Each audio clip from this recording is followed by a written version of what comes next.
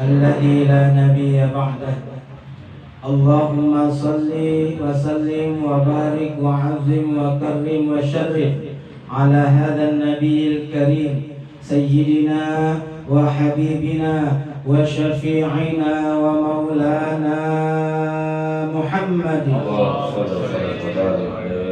وعلى آله وصحبه ومن تبعهم بإحسان إلى يوم الدين. سبحانك لا علم لنا إلا ما علمتنا إنك أنت العليم الحكيم. لا حول ولا قوة إلا بالله العلي العظيم. أما بعد، وقد قال الله تعالى في كتابه العزيز وهو أصدق القائلين: أعوذ بالله السميع العليم من الشيطان الرجيم. بسم الله الرحمن الرحيم.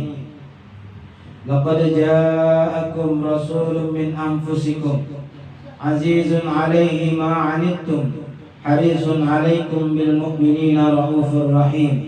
فإن تولوا فقل حسبي الله لا إله إلا هو عليه توكلت وهو رب العرش العظيم. وقال رسول الله صلى الله عليه وآله وسلم: بلغوا عني ولو آية. صدق الله العظيم وصدق رسوله النبي الحبيب الكريم ونحن على ذلك من الشاهدين والشاكرين والحمد لله رب العالمين. Yang sama-sama kita muliakan dan kita hormati guru kita bersama Buya Asrul Syamsir Matta'alallah bituli hayati wa bi'alim. Kita doakan mudah-mudahan Allah berikan beliau umur yang barokah, rezeki yang barokah, keluarga yang barokah. Begitu juga dengan yang hadir pada malam hari ini di Madinah ini. Amin ya rabbal alamin. Dan juga yang sama-sama kita muliakan para tokoh masyarakat, para sepuh, para anggota, staf-staf RW, RT, para remaja, masya Allah, para anak-anakku sekalian, para ibu-ibu. Kita doakan mudah-mudahan yang hadir pada malam hari ini tidak pulang kecuali sudah dihapuskan dosa-dosanya oleh Allah Subhanahu wa taala. Segala hajat-hajatnya dikabul, diijabah oleh Allah Subhanahu wa taala, dan tahun depan lebih baik dari tahun ini. Amin ya rabbal alamin. Jamaah Majlis Zikir Darus Syifa rahimakumullah. Alhamdulillah, kita akan menghitung waktu dari sekarang. Dalam hitungan kalender Masehi kita akan berganti tahun dari tahun 2022 menjadi 2023 insya Allah. Mudah-mudahan sampai umurnya. Amin. Ya. Kalau sampai alhamdulillah, berarti kita pergantian tahun merayakannya dengan hal-hal yang mudah-mudahan diterima dan diridhoi oleh Allah Subhanahu wa taala. Amin ya rabbal alamin. Bukan main jamaah sekalian, karena pada zaman sekarang pada zaman sekarang nih udah banyak di tempat-tempat manapun kita tahu, bahkan jalanan sampai macet dalam rangka merayakan pergantian tahun 2022 menuju tahun 2023. Mudah-mudahan semuanya itu yang merayakan banyaknya umat Nabi Muhammad atau bukan? Banyakkan umat Nabi Muhammad atau bukan? Kalau emang banyakkan umat Nabi Muhammad, kita doakan mereka semuanya untuk merayakan dengan hal-hal yang sama seperti kita, dengan hal-hal yang mendatangkan ridho, berkah serta ampunan dari Allah Subhanahu wa ta'ala. Insya Allah. Kita cuma bisa ngajak, bukan ngejek. Cuma bisa ngerangkul, bukan mukul. Hidayah hak prerogatifnya Allah. Sedangkan Rasulullah saja cuma ditugaskan untuk menyampaikan. Masalah ngikut gak ngikut urusan masing-masing. Jangankan kita, Nabi besar Muhammad Sallallahu Alaihi Wasallam saja apabila beliau punya hak prerogatif memberikan hidayah kepada orang-orang yang dicintainya, nggak bakalan mungkin tuh Abu Lahab jadi nama Quran di dalam Al-Quran, jadi nama surat dalam Al-Quran, nggak mungkin. Kenapa? Paman Nabi yang Nabi sayang dengan paman-pamannya, tapi turun ayat dari Allah, innaka la tahdi man ahbabta walakin Allah yahdi man yasha, kata Allah. Sesungguhnya engkau ya Muhammad gak bakalan bisa ngasih hidayah, ngasih petunjuk kepada orang-orang yang engkau cintai. Akan tetapi hidayah petunjuk itu hak milik prerogatif Allah Subhanahu wa ta'ala. Maka mudah-mudahan kita berdoa kepada Allah Subhanahu wa ta'ala yang hadir dan yang sering memakmurkan majlis-majlis kebajikan macam ini. Kita berdoa kepada Allah, mudah-mudahan Allah senantiasa memberikan kita selalu hidayahnya. Ini mahal jemaah sekalian, hidayah. Hidayah itu jangan ditunggu tapi dijemput. Karena ulama bilang hidayah itu bagaikan sinar matahari yang apabila kalau pagi kita nggak buka jendela rumah kita, nggak bakalan kena kita sinar matahari tersebut. Begitu juga dengan hidayah Allah. Kalau kita nggak buka hati kita, ya nggak buka akal pikiran kita, nggak bakalan masuk tuh yang namanya hidayah. Kenapa? Karena hidayah itu milik Allah. Jamaah Majlis Zikir Darus Syifa rahimakumullah. Ada seorang imam besar Hujjatul Islam yang bernama, mungkin kita semua kenal dan familiar namanya. Namanya Al-Imam Al-Ghazali. Karya terbesarnya kitab Ihya Ulumuddin. Dia bertanya kepada anak-anak muridnya, wahai murid-muridku, apakah yang paling singkat di dunia ini? Maka muridnya menjawab, anakku, ibuku. Yang bapak menjawab, anakku. Betul jawaban Anda sekalian, betul. Tapi yang lebih tepat, yang paling singkat dalam dunia ini adalah waktu. Adalah apa? Waktu paling singkat. Ya buktinya saat ini nih, malam ini. Perasaan baru kemarin kita 2021 menuju 2022. Ternyata hari ini kita akan menuju 2022, 2023. Masya Allah. Nah inilah tanda-tanda yang sudah digambarkan oleh Sayyiduna Nabi Muhammad Sallallahu Alaihi Wasallam. Tanda-tandanya salah satunya itu waktu bergulir, semakin hari semakin cepat. Maka jangan sia-siakan kita punya waktu. Jangan sia-siakan kita punya waktu. Urusan waktu Allah enggak main-main dalam urusan waktu. Sampai-sampai Allah bikin satu surat di dalam Al-Quran mengenai yang namanya masa atau waktu.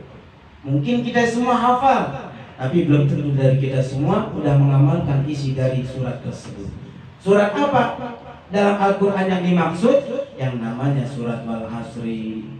Namanya surat Wal Asri. Di situ jelas-jelas Allah bersumpah. Wal Asri, kata Allah, demi masa. Kalau Allah sudah bersumpah dengan sesuatu hal, maka sesuatu hal tersebut pasti ada kepentingan dan pasti sangat penting untuk kita dan untuk menjadi perhatian kita semua jemaah sekalian. Di dalam surat tersebut Allah bersumpah demi masa yang selalu bergulir dalam kehidupan kita, tiap detiknya, tiap menitnya, tiap jamnya, tiap harinya, tiap bulannya, tiap tahunnya. Itu semua yang akan dimintai pertanggungjawaban dari Allah kepada kita semuanya, hadirin jemaah sekalian. Allah bersumpah terang-terangan demi masa, kata Allah. Innal insana lafi khusrin, kata Allah. Sesungguhnya manusia itu sungguh benar-benar berada di dalam kerugian, centang perenang. Bahasa mana itu?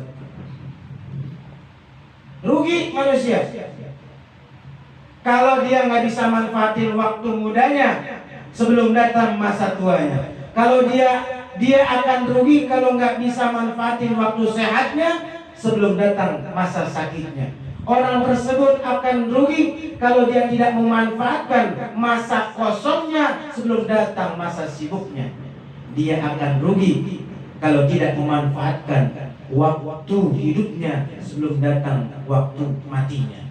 Dan orang tersebut akan dikatakan rugi oleh Allah kecuali dia mau memanfaatkan waktu kayanya sebelum datang waktu miskin. Hal ini dijelaskan oleh Rasulullah Sallallahu Alaihi Wasallam. Iktanim khamsan qabla khamsin, kata Rasul. Ini pesan Rasul 14 abad yang lalu, jamaah sekalian. Jaga 5 sebelum datang yang 5. Syababaka qabla haramik, masa mudamu sebelum datang masa tua. Nih, banyak anak muda yang hadir di majelis yang mulia ini. Dalam suatu syair oleh ulama digubah sebuah syair untuk anak muda. Wallahi hayatul fata wallahi bil ilmi wat tuqa. Demi Allah, kehidupan dan hidupnya seorang pemuda demi Allah hanya dengan ilmu dan ketakwaannya kepada Allah Subhanahu wa taala. Illam yakuna fala i'tibara lidzati. Apabila kedua hal tersebut tidak dimiliki oleh seorang pemuda, maka tidak akan dianggap tuh orang. Dianggap apa ini? Sampah. Maka jangan sampai orang-orang anak-anak muda kita jadi sampah. Jangan sampai kita jadi seekor lalat, teman-teman. Wahai anak muda, ya, anak muda. Jangan sampai jadi seekor lalat. Kemana aja diusir. Di makanan hingga diusir. Ya, di pala diusir. Akhirnya apa, dia nyari tempat yang gak pernah diusir. Di mana tuh tempat sampah? Mau jadi sampah masyarakat. Nah, makanya harus punya 2 hal yang udah ulama kasih tipsnya. Bil ilmi wat tuqa. Dengan ilmu, ya, dengan ilmu hidup akan menjadi mudah. At-tuqa, tuqa itu takwa, buah dari keimanan kepada Allah Subhanahu wa taala. Dengan iman hidup kita akan menjadi terarah. Maka 2 hal ini harus kita punya, terutama anak muda. Ya, subhanul yaum, kata Rasulullah, rijalul ghad. Pemuda hari ini adalah pemimpin yang di masa yang akan datang. Sekarang main hadroh, kita doain pemuda hari ini bisa jadi pemimpin-pemimpin yang beriman kepada Allah Subhanahu wa taala. Janji Allah pasti, jemaah sekalian. Kalau kita ngaku yakin sama Allah, janji Allah itu pasti. Kita yang sering ingkar janji sama Allah, betul. Apalagi yang ngomong paling banyak ingkar janji. Ya, bahkan dalam Al-Quran itu dinyatakan oleh Allah, walau anna ahlal qura amanu wattaqau lafatahna alaihim barakatin minas samai wal ardh walakin kadzabu fa akhadnahum bima kanu yaksibun. Seandainya penduduk kampung, penduduk negeri, penduduk kota, penduduk negara itu beriman, bertakwa kepada Allah Subhanahu wa taala, apa janji Allah? La fatahna. La dalam ilmu grammar bahasa Arab pasti, kata Allah, kami akan turunkan keberkahan dari langit maupun keberkahan dari perut bumi. Ini janji Allah. Ini buat kita nih. Islam itu udah sempurna, jamaah sekalian. Ya, udah sempurna. Tinggal kitanya orang Islam mau nggak ngamalin itu ajaran Islamnya. Makanya orang Islam disebut Muslim. Apa itu artinya Muslim? Yang pasrah dengan semua perintah-perintah Allah dan pasrah untuk menjauhi semua larangan-larangan Allah. Maka orang yang demikian, kampung yang demikian, yang beriman, bertakwa kepada Allah Subhanahu wa taala, itu janji Allah, hadirin jemaah sekalian. Allah akan membuatkan pintu langit, keberkahan pintu langit dan juga keberkahan dari bumi. Akan tetapi apa yang terjadi, kata Allah, walakin kadzabu. Akan tetapi sayang disayang, mereka mendustakan ayat-ayat kami. Bahkan mereka menghinakan para aulia, para pewaris-pewaris Nabi, yang mana kita ketahui darahnya merupakan racun. Jangan sampai kita ngaku cinta Nabi Muhammad tapi benci sama warosah, pewaris-pewarisnya Nabi Muhammad, para alim ulama, apalagi zuriat Rasul. Naudzubillah min. Saya yakin di sini nggak ada. Di sini muhibbin semua, orang-orang yang cinta semua kepada Allah dan Rasulnya, dan juga cinta kepada para alim ulama dan para zuriatnya. Amin ya rabbal Maka ketika kita punya dua ini teman-teman, jemaah sekalian, maka Allah akan turunkan keberkahan. Nggak ada lagi rasa takut. Tapi sayangnya ketika banyak di sana sini orang yang bermaksiat, bahkan mendustakan ayat-ayat Allah, fa'akhadnahum. Ini yang kita takutin jemaah sekalian. Kami akan turunkan itu azab ketika turun syariat kami oleh para rasul-rasulnya, ketika turun ajaran-ajaran kami lewat para rasul-rasul mulianya yang diteruskan oleh para parosah pewaris-pewarisnya, kemudian mereka sampaikan itu ajarannya, namun kita tahu tapi tidak mengamalkannya. Bahkan ada yang tahu bahkan nggak pura-pura nggak tahu, nggak menyampaikan yang hak adalah hak. Takut. Yang namanya dakwah itu bukan pengen biar disukai semua orang, bukan. Qulil haqqa walau kana murran. Katakan yang hak walaupun pahit untuk diri saya. Oh, ulama kita zaman dahulu, masya Allah, itu taruhannya nyawa. 4 mazhab itu nggak ada yang enak meninggalnya, wafat. Al-Imam Asy-Syafi'i, Al-Imam Al-Hambali, Al-Imam Hanafi, Al-Imam Malik, nggak ada yang enak wafat. Kenapa mereka nggak ada yang enak mati? Menurut lahiriah kita nggak enak matinya, tapi menurut pandangan Allah Subhanahu Wa Taala itu mulia. Kenapa? Mempertahankan kemuliaan. Ish kariman au mut syahidan. Hiduplah kau dalam keadaan mulia atau mati dalam keadaan syahid membela agama Allah Subhanahu Wa Taala. Maka yang paling kita takut ini zaman sekarang ini anak cucu keturunan kita jamaah sekalian. Anak cucu keturunan kita. Zaman kita aja sekarang, masya Allah, perzinahan di mana-mana merajalela. Orang kalau udah dua-duaan udah nggak tahu malu lagi, ya? Cipokan, ciuman, segala macam udah nggak tahu malu lagi.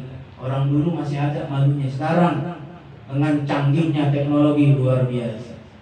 Maka kita mohon sama Allah nih, seperti yang Buya doa tadi sebelum kita baca zikir Asmaul Husna. Kita berdoa nih biar negeri ini, jangan bosan-bosan kita doain negeri kita nih, negeri kita Indonesia. Jangan bosan-bosan kita doain anak cucu keturunan kita biar aman, dijauhkan dari mara bahaya, pergaulan bebas, segala macam judi, narkotika dan lain sebagainya. Maka pentingnya kita menuntut ilmu, haji di situ teman-teman.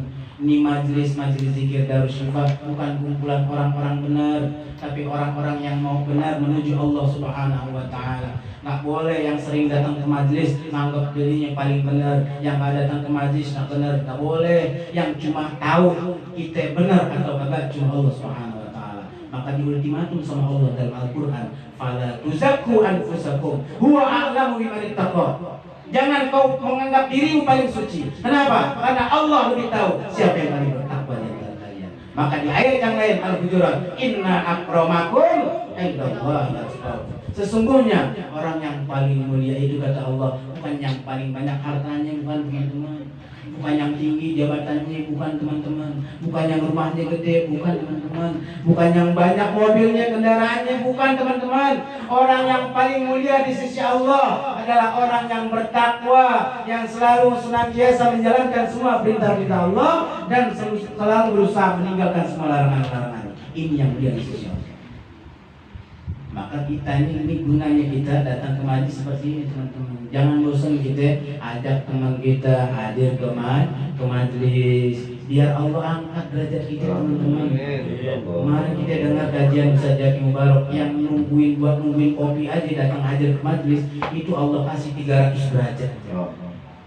Ya Masya Allah tuh pemurah Ar-Rahman, pengasih nggak pilih kasih. Yang datang ke majlis cuma ngarepin biar dapat kopi, rokok, makanan, Allah kasih 300 derajat.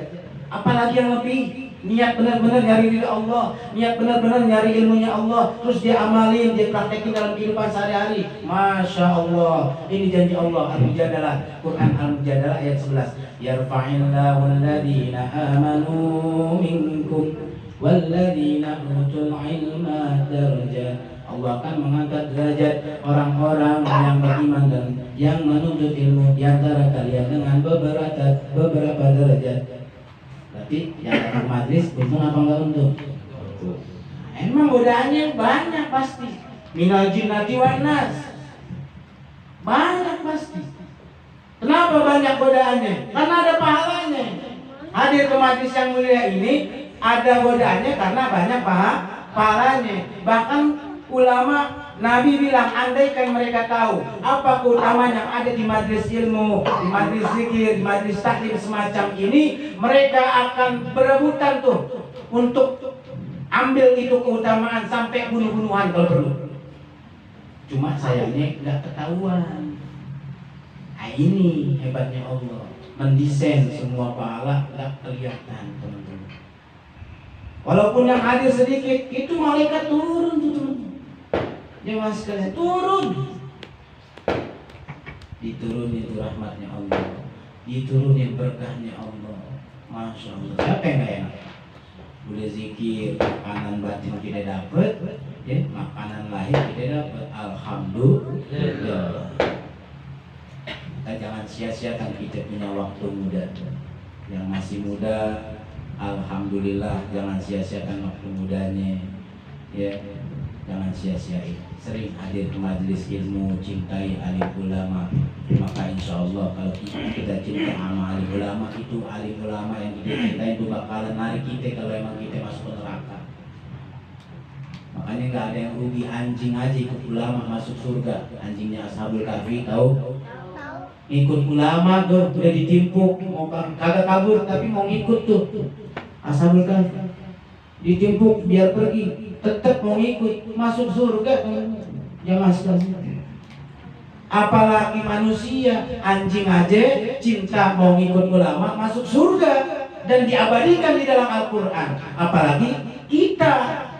Maka insya Allah yang hadir, yang sering hadir memakmurkan majlis taklim, majlis kebajikan semacam ini, Allah jadikan pecinta ulama. Maka orang yang cinta ulama, walaupun anak dianya bukan ulama, nanti itu akan lahir dari cucu keturunannya, akan Allah jadikan seorang ulama. Amin ya Rabbal. Jadi yang singkat dalam kehidupan kita ini adalah waktu. Apa yang paling dekat dengan kita?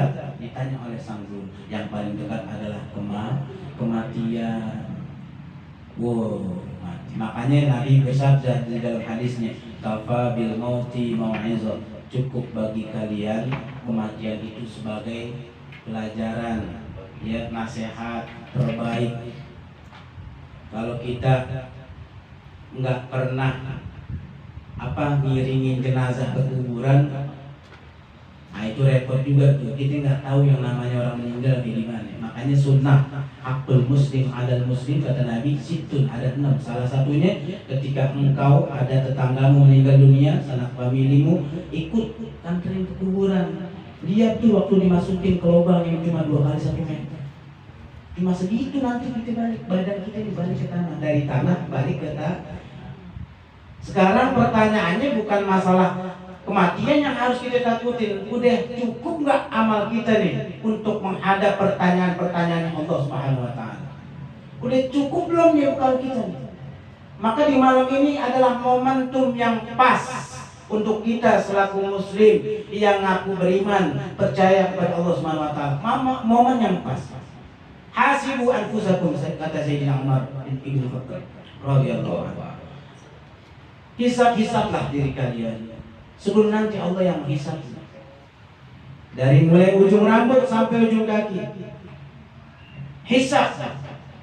Hitung-hitung banyakkan mana sampai saat ini umur kita gunakan apakah untuk taat ibadah kepada Allah atau untuk maksiat kepada Allah. Hitung-hitung.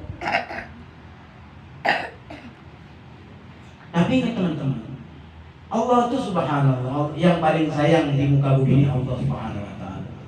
Nabi ibadi anni ana al-ghafurur rahim wa anna adzabi adzabun alim. Beritahu untuk hamba-hambaku ya Muhammad, aku ini maha pengampun, aku ini maha penyayang. Dan juga beritahu pada hamba-hambaku ini, aku ini adalah zat yang paling pedih siksaan. Subhanallah.